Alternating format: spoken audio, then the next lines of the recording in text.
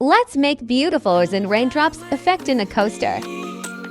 Come and fly away with me. Add small drops of resin to the mold. Come and fly away with me. Heat for removing air bubbles. After 1 day, add desired color pigment powders to the bubbles using a small brush. Come and fly away with me.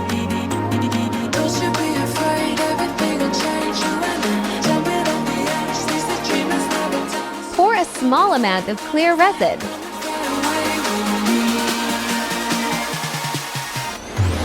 We're rising, we're falling. Leave it for drying.